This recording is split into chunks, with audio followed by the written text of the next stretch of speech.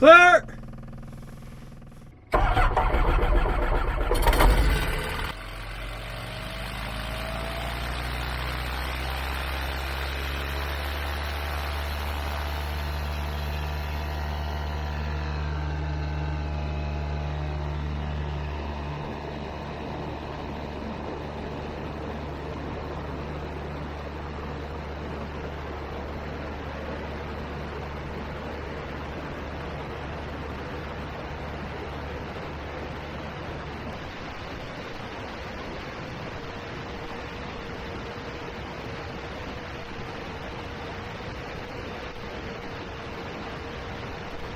Well, howdy ho. We are going to practice some short field takeoffs and landings today. So that was a short field takeoff.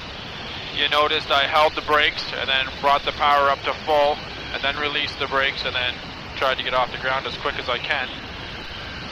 It wasn't a bad effort. I think I can do better.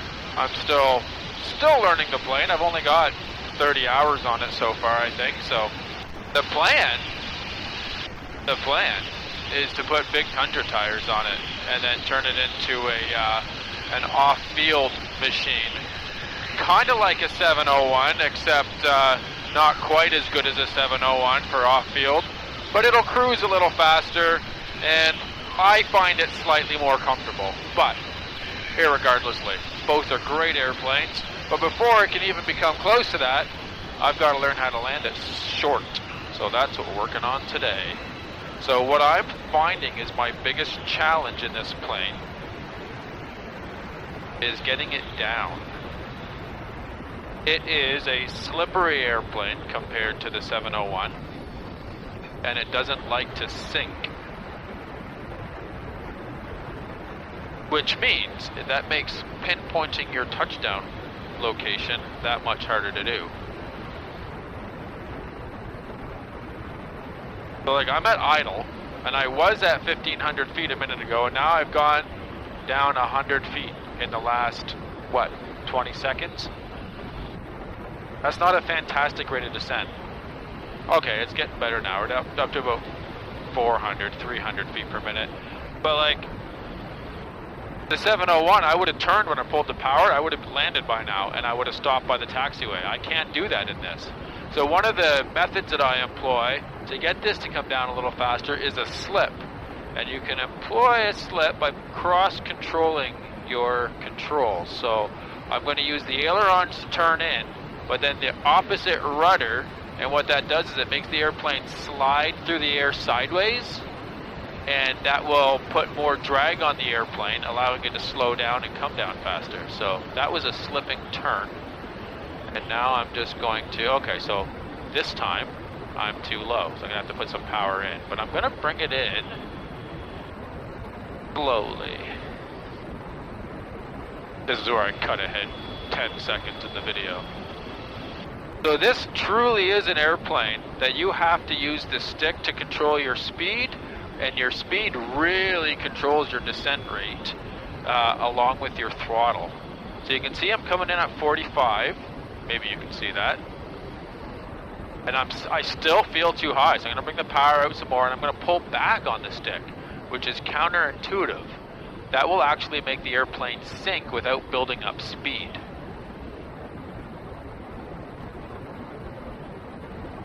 This is feeling a little better. My goal is to touch down on the numbers and stop by the taxiway by the end of the flight. I don't think I'll make it on this one, but that is my goal.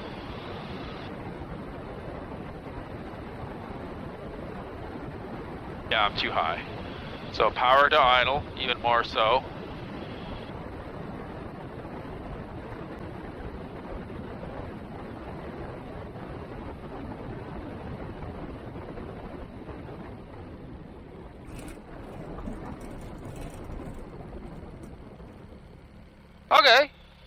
Okay, so I did it.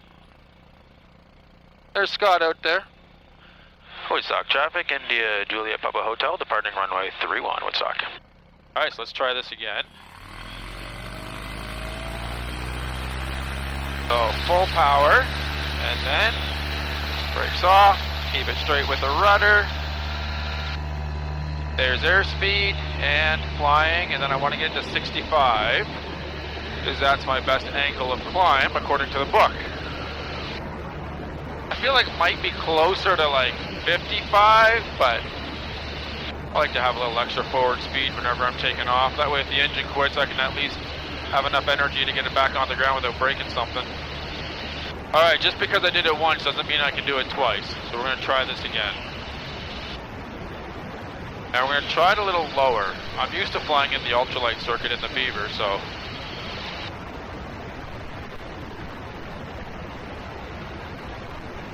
There is some wind up here today.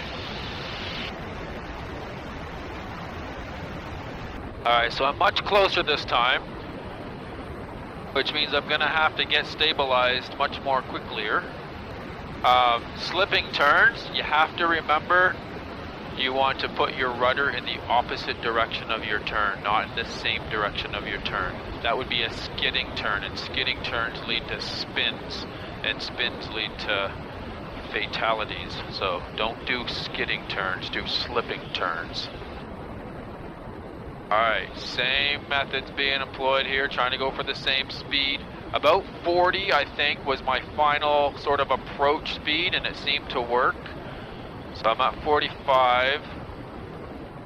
See if I can get that a little slower. Get the plane to sink a little bit more.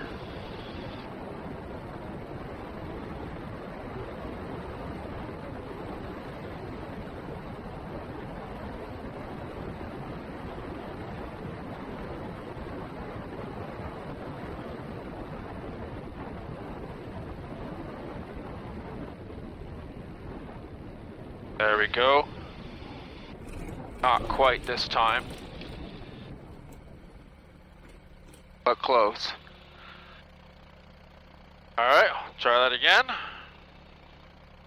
Woodstock traffic, Juliet Papa Hotel, departing 3-1 Woodstock.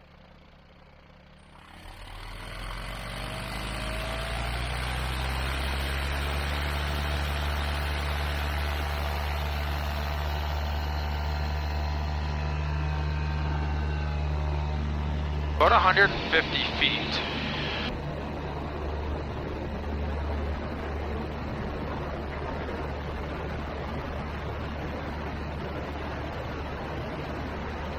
So I see the wind is picking up good on the river, which it was forecast to do today.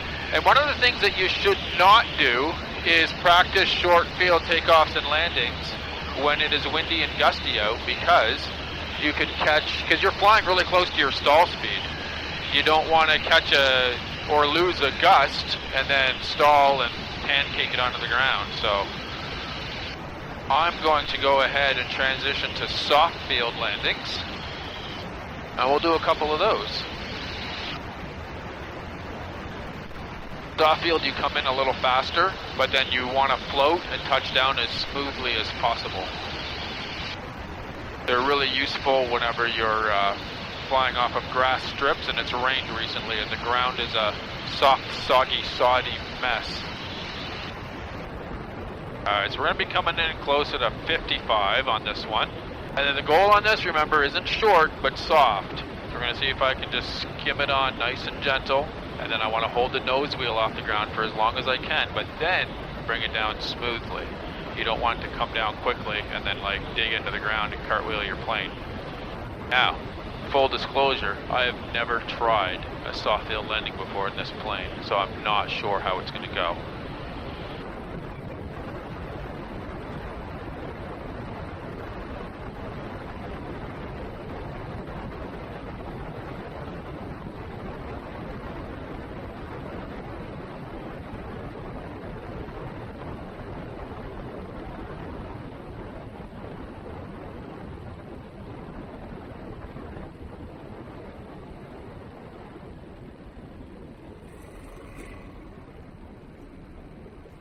Not amazing. There we go. And then you'd put your brakes on very gently and turn around and go back. Holding full back stick the whole time to keep your nose out of the dirt. That wasn't an amazing soft touchdown. It wasn't terrible, but I think what I did is I got a little too slow and I floated a little too long. I should have let it sink a little faster and then hold it off. So I think I flared a little too high, so I might try that again. We'll do a soft field takeoff too. They're kind of fun.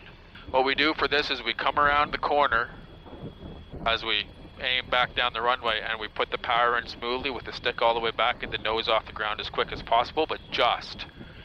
And then let the plane fly itself off when it's ready. You don't want to stop when the ground is soft because you might get stuck. Woodstock traffic, Juliet Papa Hotel, departing runway 31, Woodstock.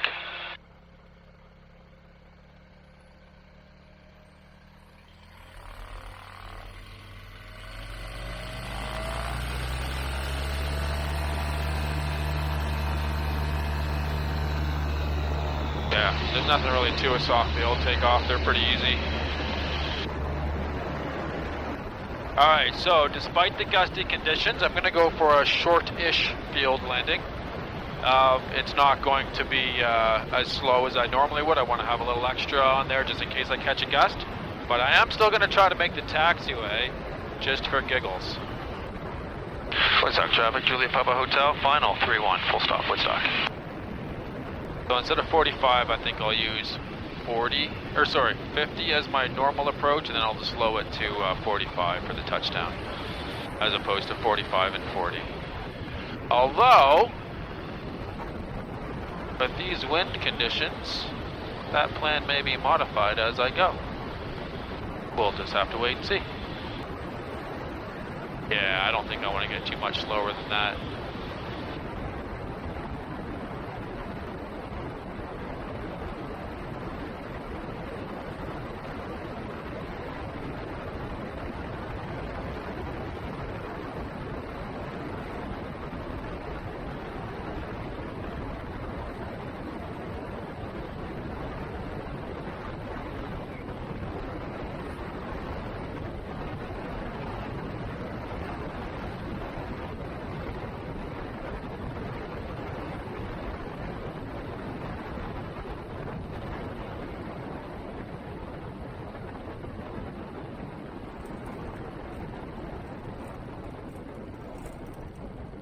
Yeah, I wasn't making that taxiway no matter what. Woodstock traffic, Juliet Papa Hotel, clear runway 31, Woodstock. Well, that was kind of just a fun little flight. Practicing some STOL ops in the ApolloFox. I hope you guys enjoyed that. Hopefully we will go out and do some real STOL stuff on some off-airport locations sometime soon. Got to get some new tires before I go too crazy though, so I'll work on that. Anyway, thanks for coming along, and we'll see you next time.